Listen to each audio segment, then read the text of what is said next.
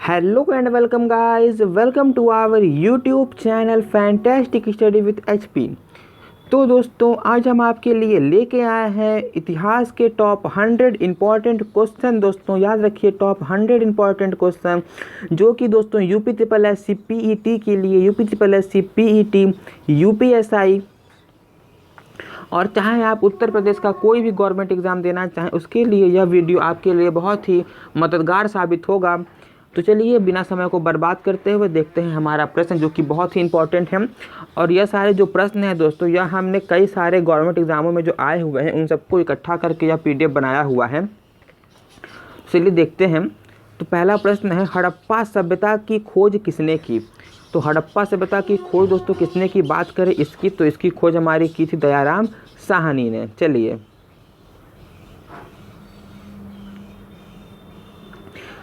दोस्तों, अगला प्रश्न है, वह शासक जिसने एक सच्चे जैन मुनि की तरह उपवास के द्वारा शरीर त्याग दिया था। तो दोस्तों बात करें वह कौन से शासक थे, तो वह थे हमारे चंद्रगुप्त मौर्य। और अगर हम इनकी बात करें तो इन्होंने अपने जीवन के अंतिम समय में दोस्तों एक व्रत होता है, जो कि हमारे जो जैन मुनि होते हैं वह लोग अपने जीवन के अंतिम समय में एक व्रत रखते हैं जिसे हम कहते हैं यम संलेखना व्रत। याद रखिए, यम संलेखना व्रत एक ऐसा व्रत है जिसमें यह जो जैन मुनि होते हैं यह खाना पीना सब छोड़ देते हैं और अपने शरीर का प्राणों का त्याग कर देते हैं। तो उसी प्रकार से हमारे एक शासक थे चंद्रगुप्त मौर्य, इन्होंने भी इसी तरह से अपने प्राणों का त्याग किया था। चलिए अगला प्रश्न देखते हैं।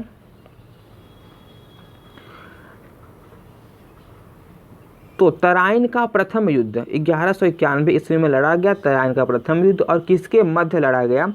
तो तराइन के प्रथम युद्ध की अगर हम बात करें तो इसमें दोस्तों यह युद्ध दो शासकों के मध्य लड़ा गया। पहले थे हमारे मोहम्मद गौरी और पृथ्वीराज जो तृतीय थे, इन दोनों के मध्य यह युद्ध हमारा लड़ा गया। चलिए अगला प्रश्न देखते हैं। तो बंगाल को मुगल साम्राज्य से पृथक कर स्वतंत्र किया, तो किसने किया दोस्तों? तो मुर्शिद कुली खान ने क्या किया कि बंगाल को मुगल साम्राज्य से पृथक कर लिया और उसे एक स्वतंत्र बना दिया। चलिए अगला प्रश्न पढ़ते हैं। चलिए अगला प्रश्न है, तो विधवा पुनर्विवाह कानून कब बना? बात करें विधवा पुनर्विवाह कानून की तो इसमें हमारा क्या होता था कि मान लीजिए कोई अगर स्त्री है, उनका जो पति अगर मर गया तो पहले वह दोबारा शादी नहीं कर सकती थी, परंतु एक कानून आया दोस्तों 1856 ईस्वी में।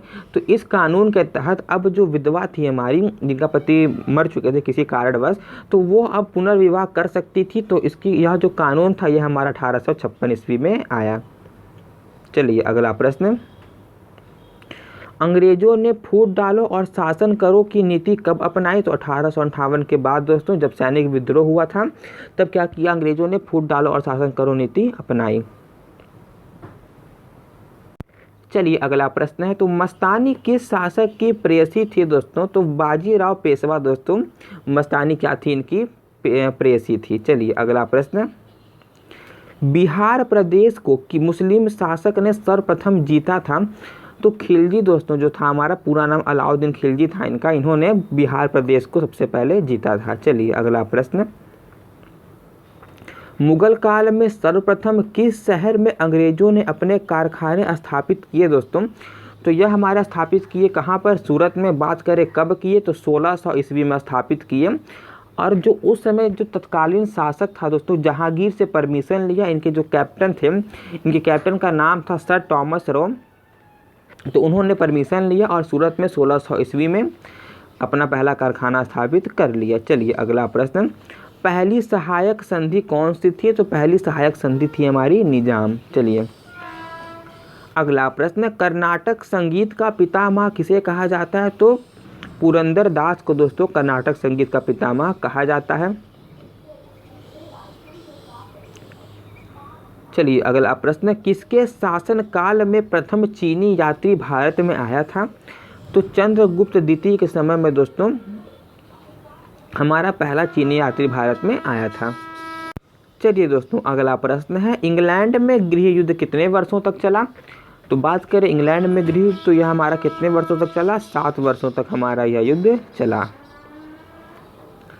चलिए आर्य भारत में कहाँ से आए थे? तो केंद्रीय एशिया से आर्य हमारे भारत में आए थे। अगला प्रश्न, किस अवधि में रामायण एवं महाभारत की रचना हुई थी? तो वह हमारी हुई थी आर्य अवधि में।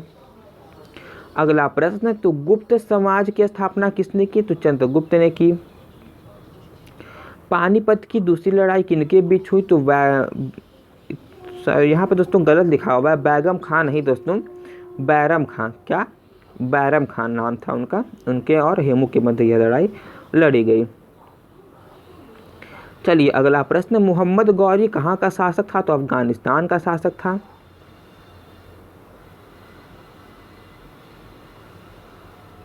चलिए अगला प्रश्न, निम्नलिखित मुगल शासकों में से किसे प्रिंस ऑफ बिल्डर्स के नाम से पुकारा जाता है? तो हमारा शाहजहां को इस नाम से पुकारा जाता है। सिख समुदाय के अंतिम गुरु थे? तो सिख समुदाय के दोस्तों अंतिम गुरु थे कौन? तो हमारे गुरु गोविंद सिंह अंतिम गुरु थे।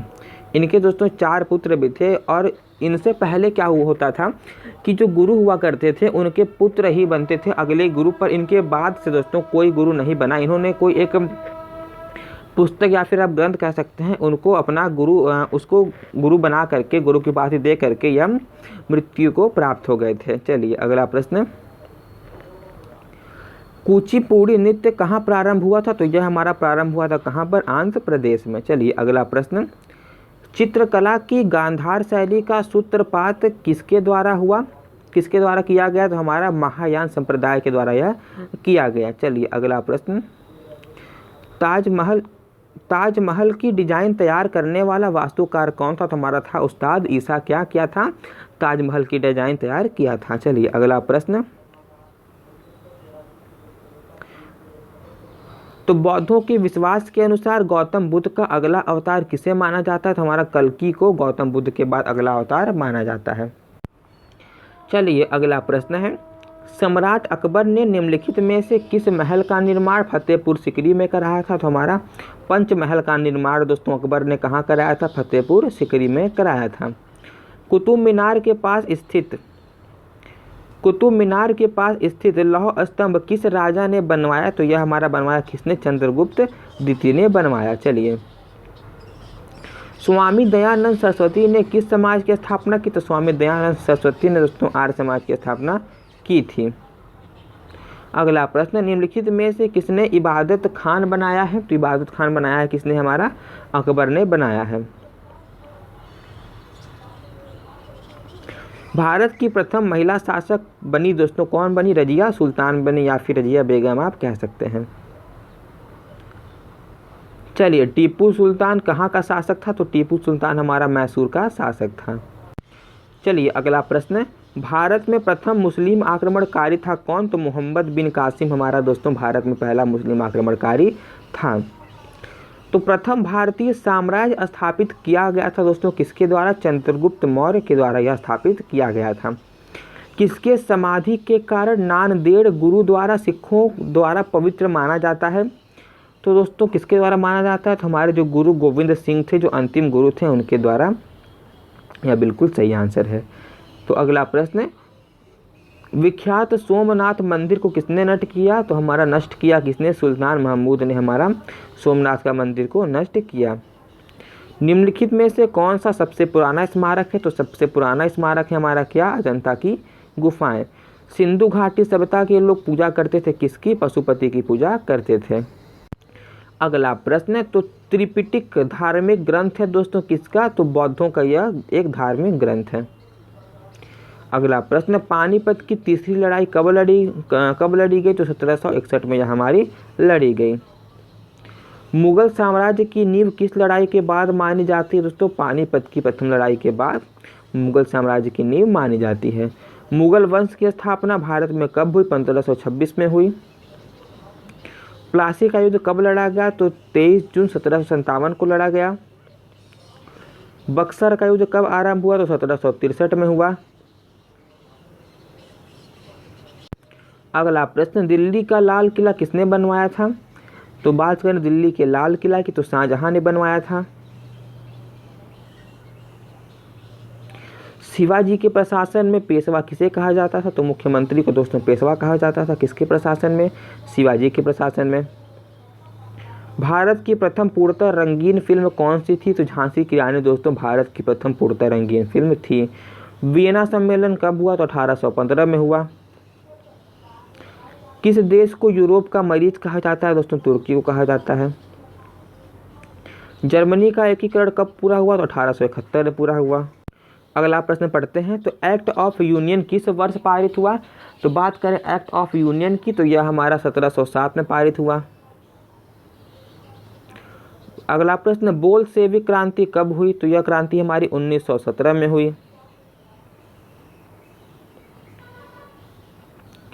अगला प्रश्न पढ़ते हैं। नई आर्थिक नीति एनईपी का जन्मदाता था दोस्तों कौन? लेनिन था। अगला प्रश्न, अप्रैल थीसिस किसने तैयार की? तो लेनिन ने तैयार की। अगला प्रश्न, लेनिन की नई आर्थिक नीति की घोषणा कब की गई? 1921 में की गई। लाल सेना का गठन किसने किया? तो ट्रॉट्स्की ने किया। चलिए अगला प्रश्न, भारत में अंग्रेजी शिक्षा की शुरुआत किसने की थी? तो मैकाले ने की थी।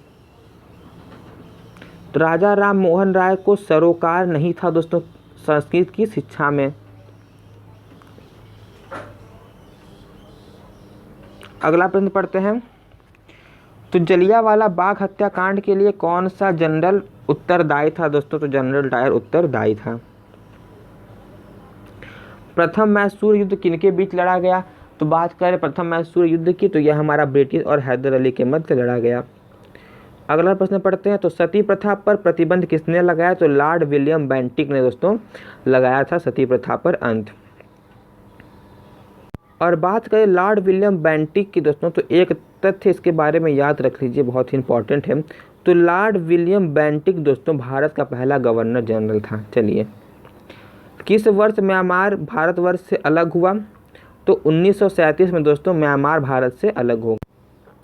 अगला प्रश्न, ब्रिटिश सरकार ने बंगाल विभाजन को प्रतिशत किस वर्ष में किया था? तो 1919 में किया था। चलिए अगला प्रश्न, जलियांवाला बाग की दुर्घटना कब हुई दोस्तों? तो 13 अप्रैल 1919 को यह घटना हमारी हुई। चलिए अगला प्रश्न, 1911 तक बिहार निम्नलिखित में से किसके अंतर्गत था दोस्तों? तो बंगाल महाप्रांत के अंतर्गत था 1911 से पहले। तो अलीगढ़ मुस्लिम विश्वविद्यालय के संस्थापक कौन थे? तो जो यह हमारा विश्वविद्यालय था अलीगढ़ मुस्लिम विश्वविद्यालय, तो दोस्तों इसके संस्थापक थे कौन? सर सैयद अहमद। चलिए अगला प्रश्न, चौरी चौरा कांड किससे संबंधित है? तो चौरी चौरा कांड हमारा असहयोग आंदोलन से संबंधित है, क्योंकि चौरी चौरा कांड के बाद दोस्तों असहयोग आंदोलन गांधी जी ने क्या किया था? वापस ले लिया था। अगला प्रश्न पढ़ते हैं। प्रथम विश्व युद्ध के दौरान भारत में लोकप्रिय होने वाला आंदोलन था दोस्तों होम रूल। चलिए अगला प्रश्न है, भारत में खोजा गया सबसे पहला पुराना शहर कौन सा था? दोस्तों हड़प्पा हमारा सबसे पुराना और पहला खोजा गया शहर था। सिंधु घाटी के लोग विश्वास करते थे किसमें? मातृशक्ति में विश्वास करते थे। अगला पढ़ते हैं, आर्य शब्द का शाब्दिक अर्थ है। तो बात करें आर्य शब्द के शाब्दिक अर्थ की तो इसका जो हमारा शाब्दिक अर्थ है वह हमारा श्रेष्ठ या कुलीन, मतलब थोड़ा सा अमीर आप कह सकते हैं।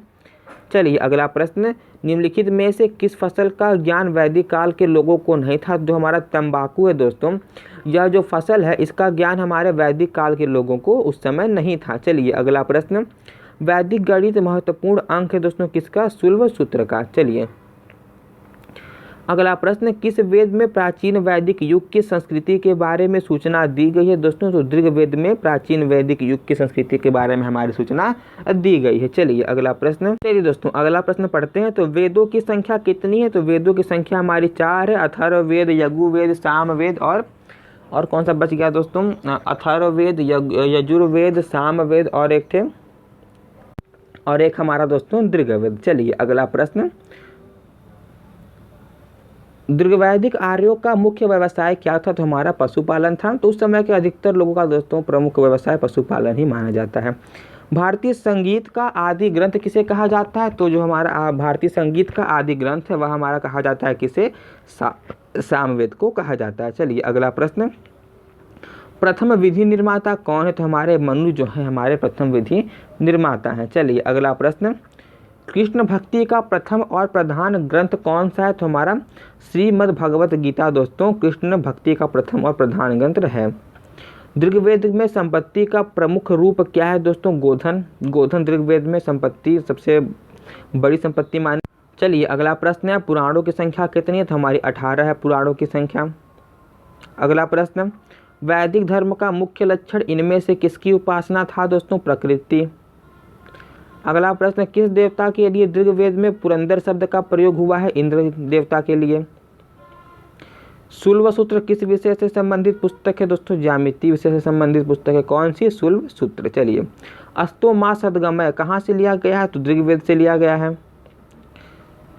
धर्मशास्त्रों में भू राजस्व की दर क्या है दोस्तों? 1/6। चलिए अगला प्रश्न, प्राचीन भारत में निष्क नाम से क्या जाने जाते थे? स्वर्ण आभूषण जाने जाते थे। किस नाम से? निष्क नाम से। योग दर्शन के प्रतिपादक थे दोस्तों कौन? पतंजलि। उपनिषद पुस्तकें किससे संबंधित है दोस्तों? दर्शन से संबंधित हैं। अगला प्रश्न, आरंभिक वैदिक साहित्य में सर्वाधिक वर्णित नदी है दोस्तों कौन सी? तो हमारी सिंधु नदी आरंभिक वैदिक साहित्य में सर्वाधिक वर्णित नदी है। तो कर्म का सिद्धांत किससे संबंधित है दोस्तों? मीमांसा से संबंधित है। किसका सिद्धांत? तो हमारे कर्म का सिद्धांत। अगला प्रश्न, वैदिक युग में प्रभावित लोकप्रिय शासन प्रणाली थी दोस्तों? गणतंत्र। अगला प्रश्न है, सबसे प्राचीन वेद कौन सा है? तो सबसे प्राचीन वेद है हमारा दोस्तों कौन सा? ऋग्वेद। अगला प्रश्न, कौन सा वेद अंशतः गद्य रूप में भी रचित है? तो हमारा जो यजुर्वेद है वह हमारा अंशतः गद्य रूप में भी रचित है। चलिए अगला प्रश्न, निम्नलिखित में से कौन सी स्मृति प्राचीनतम है? तो हमारी मनुस्मृति एकदम प्राचीनतम है। चलिए, आदि काव्य की संज्ञा किसे दी जाती है? तो हमारे रामायण को आदि काव्य की संज्ञा दी जाती है। अगला प्रश्न, गायत्री मंत्र की रचना किसने की थी? तो हमारे विश्वामित्र ने किसकी रचना की थी? गायत्री मंत्र की। अगला प्रश्न, हड़प्पा वासी किस वस्तु के उत्पादन में सर्वप्रथम थे? तो हड़प्पा वासी थे हमारे कपास की वस्तु में सर्वप्रथम। अगला प्रश्न है, सिंधु सभ्यता का कौन सा स्थान भारत में स्थित है? तो हमारा लोथल स्थित है। अगला प्रश्न देखते हैं, पाली ग्रंथों में गांव के मुखिया को क्या कहा जाता है? तो ग्राम भोजक कहा जाता है। अगला प्रश्न देखते हैं, तो नंद वंश का संस्थापक कौन था? महानंदनी था। तो हमारा आज की वीडियो का आखिरी प्रश्न देखते हैं, सिकंदर ने भारत पर आक्रमण कब किया? तो 326 ईसा पूर्व में किया था। तो आज के लिए बस इतना ही, मिलते हैं आपसे अगली वीडियो में, तब तक के लिए धन्यवाद।